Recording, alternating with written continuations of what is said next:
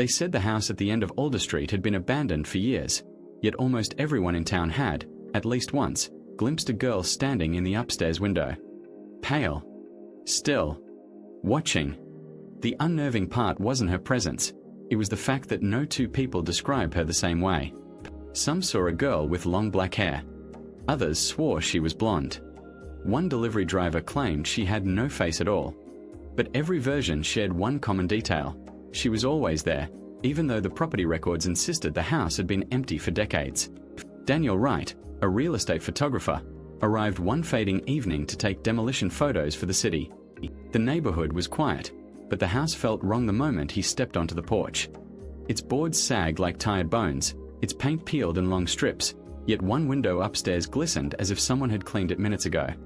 As Daniel set up his tripod, he looked up out of habit and froze. A girl stood in the window. Thin, expressionless, hands flat against the glass, staring at him with an intensity that rooted him to the ground. He blinked, and she vanished instantly, like a cut frame in a broken film. Against his better judgment, Daniel entered the house.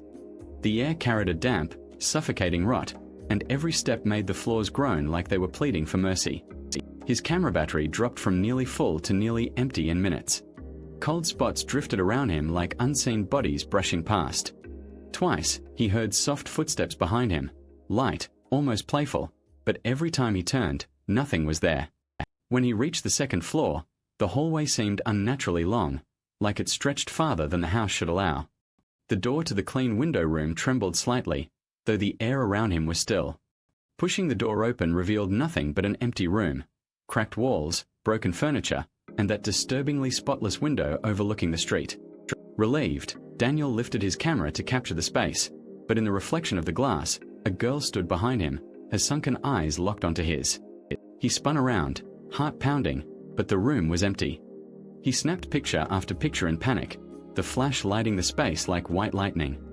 When he reviewed the shots later, his blood ran cold.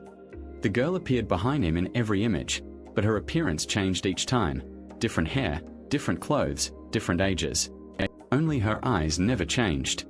Terrified, Daniel took the photos to the local historical archive, desperate for answers. The elderly curator, Mrs. Lawn, looked through the images with trembling fingers. Her face drained of color. "She isn't one girl," she whispered. "She's all of them." She showed Daniel newspaper archives spanning 40 years, cases of children disappearing for days, only to be found inside Alder House, alive, but hollow, silent, and unable to speak again. One grainy photo showed a missing girl from 1974 standing in the same window Daniel had seen her in. "She imitates them," Mrs. Lawn said. "She becomes them. Because she died there. And she wants company." Daniel should have left town. But something compelled him back to Alder House that night. The moment he stepped inside, the door slammed shut as if grabbed by invisible hands.